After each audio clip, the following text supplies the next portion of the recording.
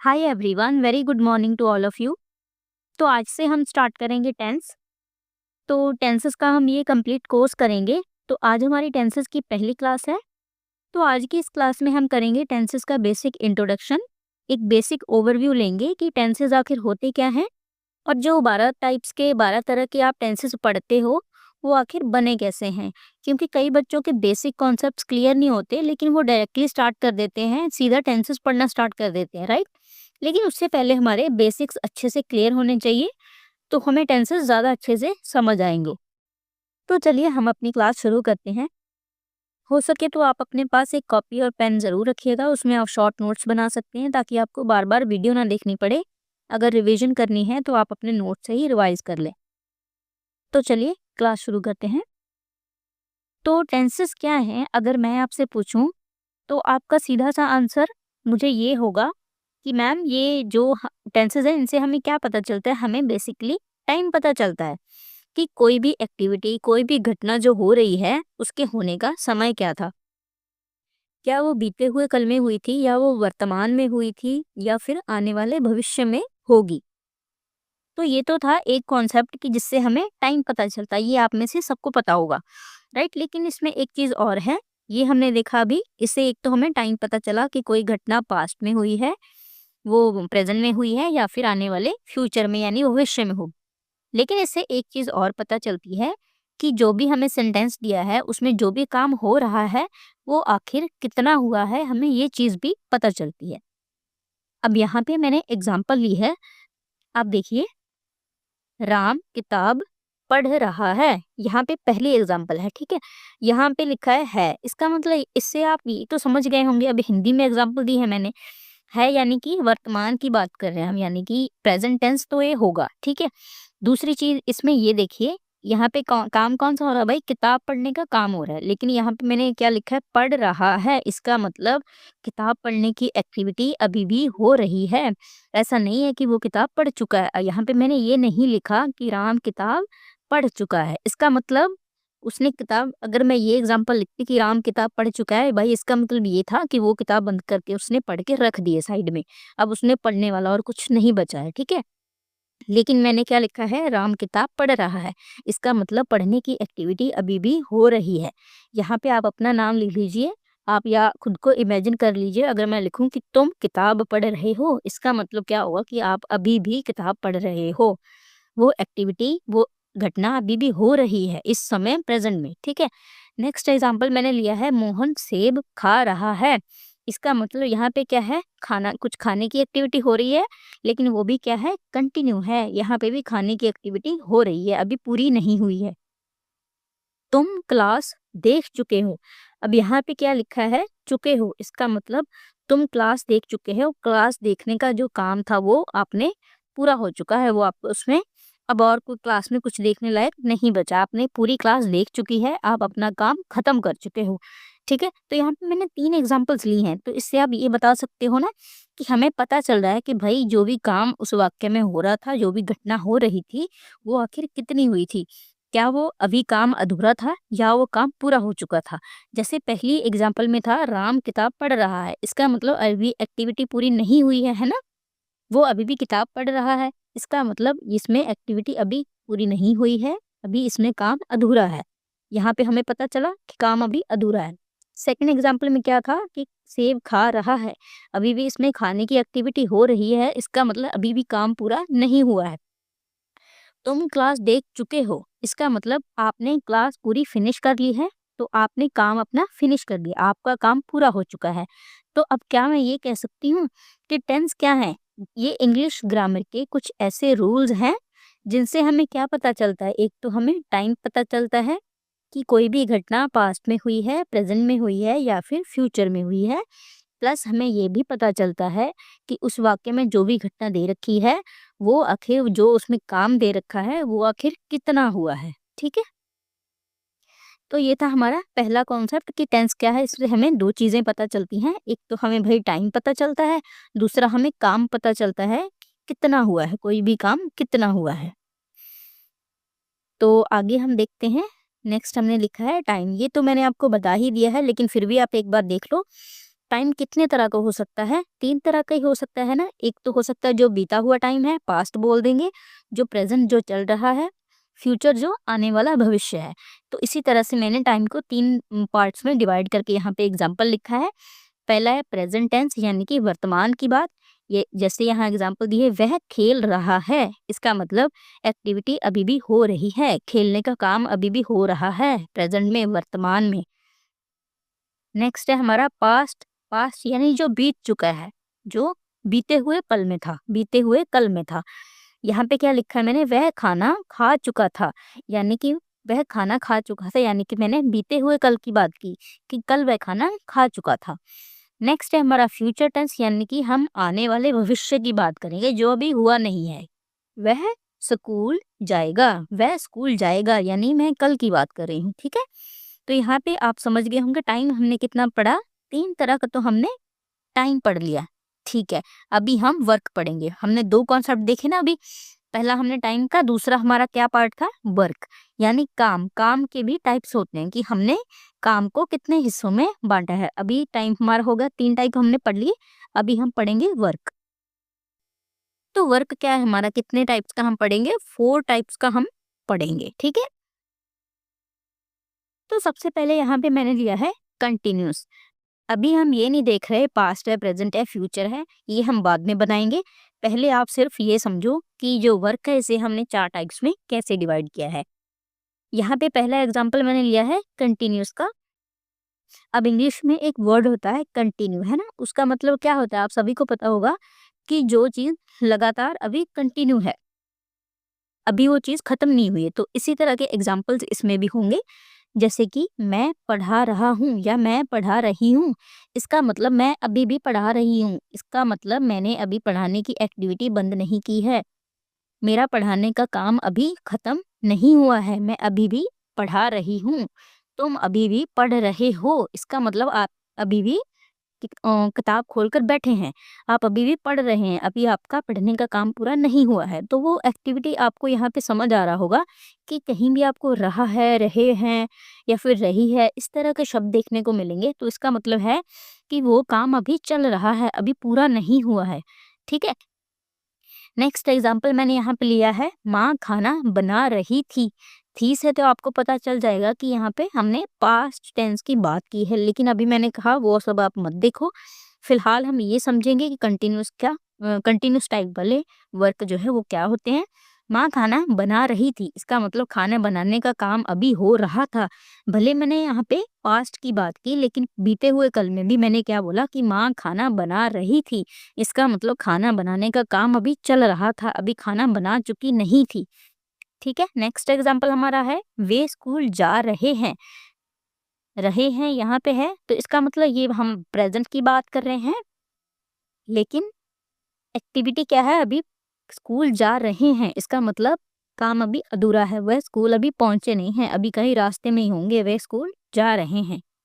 तो ये होंगे हमारे कंटिन्यूस टेंस। कंटिन्यूस का एग्जाम्पल, इसकी पहचान आपको यही रखनी है कि यहाँ आपको रहा हूँ, रहे थे या रहे हैं, रही थी, रहा है, रहा होगा, रहा शब्द जरूर आएगा जहाँ पे कोई भी काम अभी अधूरा है और कोई भी काम अभी लगातार चल रहा है। जैसे मैं कहूँ कि तुम कमरा साफ कर रहे हो, इसका मतलब मैंने अभी की बात की है। ठीक है, इस तरह के सेंटेंसेस को हम क्या किस में रखेंगे, कंटिन्यूस में रखेंगे। नेक्स्ट हम पढ़ेंगे, हमारा नेक्स्ट टाइप है परफेक्ट, है ना। इसको भी आप बेसिक इंग्लिश से अगर समझो तो परफेक्ट से आपको यही समझना है कि वो जो भी काम हो रहा है, जो भी घटना हो रही है, वो अपने आप में पूरी हो चुकी है, उसमें अब कोई भी कमी खामी दोष कुछ भी नहीं बचा है, उसमें अब और कुछ भी होने वाला नहीं बचा है, वो काम पूरा हो चुका है। जैसे कि मैंने पहला एग्जाम्पल यहाँ पे लिखा है, मैं पढ़ा चुका हूँ, इसका मतलब मैंने पढ़ाने का काम अपना पूरा कर दिया है, अब आज के लिए फिलहाल के लिए मेरे पास पढ़ाने को कुछ नहीं बचा है, मैं पढ़ा चुका हूँ। यहीं पर अगर मैं आपसे कहूँ तुम पढ़ चुके हो, इसका मतलब तुम अपनी आज की पढ़ाई पूरी कर चुके, तुम अपना पढ़ने का काम पूरा कर चुके हो। माँ खाना बना चुकी थी, इसका मतलब यहाँ भी है खाना बनाने का काम हो रहा था, लेकिन खाना बना चुकी थी, इसका मतलब खाना बन चुका था अब और उसमें कोई भी और खाना बनाने का जो काम था वो पूरा हो चुका था, कंप्लीट हो चुका था। वे खेल चुके थे, इसका मतलब यहाँ खेलने का काम हो रहा था, तो खेलने का काम भी क्या था, कंप्लीट हो चुका था, इसमें कुछ भी अधूरा नहीं था। परफेक्ट टेंस में आपको समझ आया कि परफेक्ट में कैसी एग्जाम्पल्स होंगी। इसमें काम, जो भी काम हो रहा होगा वो क्या हो जाएगा, कंप्लीट होगा वो अपने आप में। ठीक है, जैसे मैं आपसे कहूँ कि वह फिल्म देख चुका था, वह टीवी देख चुका था, या फिर वह स्कूल जा चुका था, इस तरह के इसमें शब्द होंगे।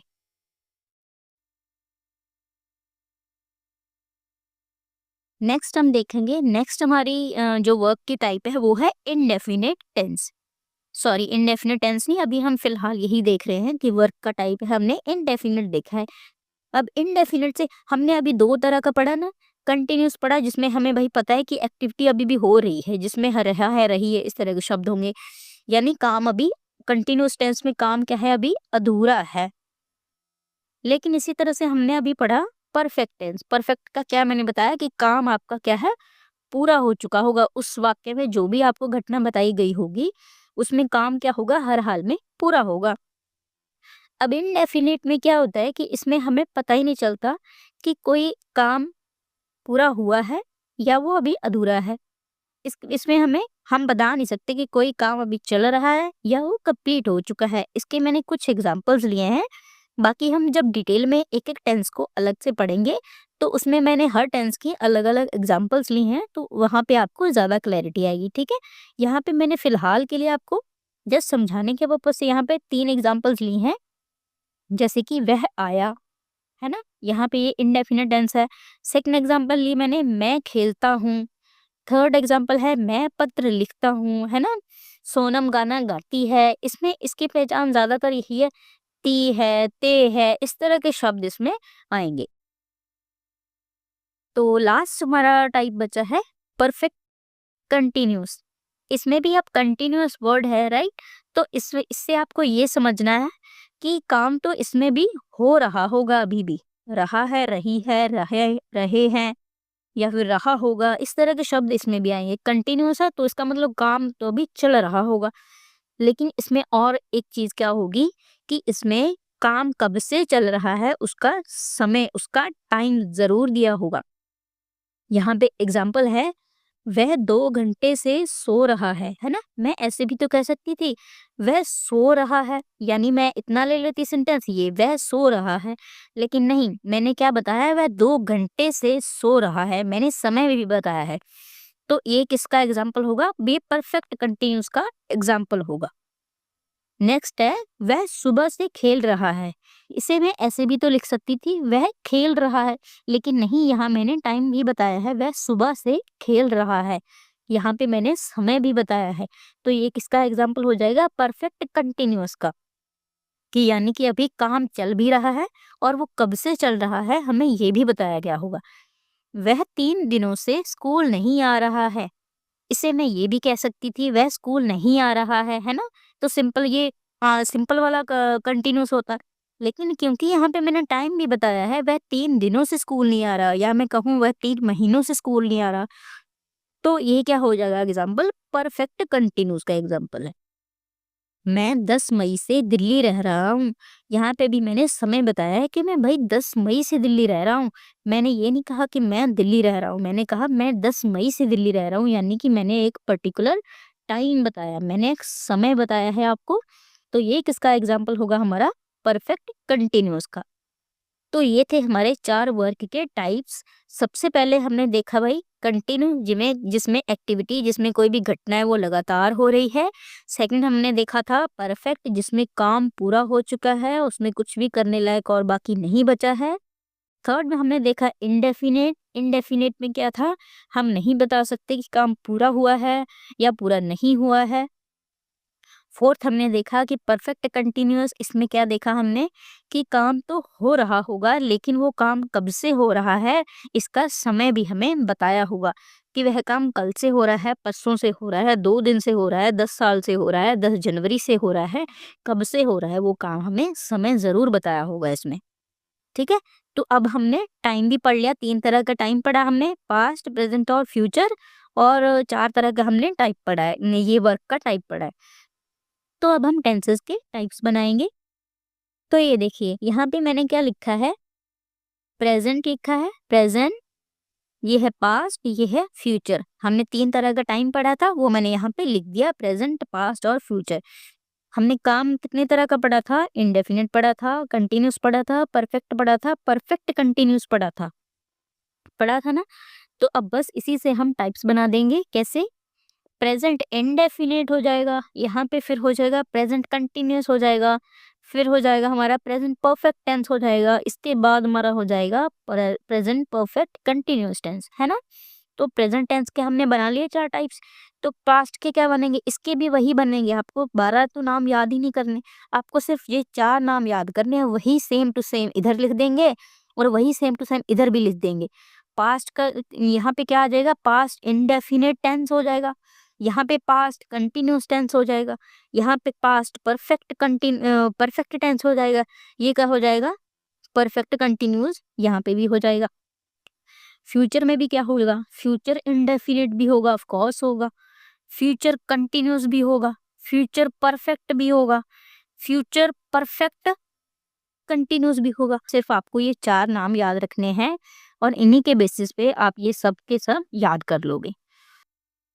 तो ये थे हमारे टेंसेस के टाइप्स जो हमने 12 तरह के इस तरह से बनाए हैं, आप अपनी कॉपी में नोट कर लेना। अब एक कॉन्सेप्ट और है, हेल्पिंग वर्ब का कॉन्सेप्ट हम ये भी देख लेते हैं। यहाँ पे मैंने लिया है प्रेजेंट टेंस। अब ये जो है हेल्पिंग वर्ब्स हैं, अगर आपको किसी भी सेंटेंस में कहीं भी डू या डज लिखा दिख जाए, इज एम आर लिखा दिख जाए या हैज और हैव लिखा दिख जाए, तो आप समझ जाना कि वो प्रेजेंट टेंस की बात कर रहे हैं, है ना। अभी हमने ये नहीं देखा कि वो कौन सा टाइप है, कंटिन्यूस है, परफेक्ट है, क्या है, हमें नहीं पता। हमें बस इतना पता है कि डू या does, is am are, has have में से हमें कुछ भी सेंटेंस में लिखा मिल जाए तो भाई वो प्रेजेंट का पार्ट होगा। इसी तरह से पास्ट की भी पहचान है कि अगर किसी सेंटेंस में डिड दिख जाए आपको, वॉज वर दिख जाए आपको या हैड दिख जाए आपको, तो वो किसका पार्ट होगा, वो पास्ट टेंस का पार्ट होगा। फ्यूचर में क्या होगा आप सभी को पता है, विल होगा, है ना। पहले हम शल भी यूज करते थे, लेकिन अभी शल का यूज बहुत कम हो गया। मॉडर्न इंग्लिश में तो हम बिल्कुल भी यूज ही नहीं करते, हर जगह पे हम विल ही लगा देते हैं। लेकिन फिर भी एक बार मैं आपको बता दूंगी कि शल को हम कहाँ पे यूज करते हैं, ठीक है।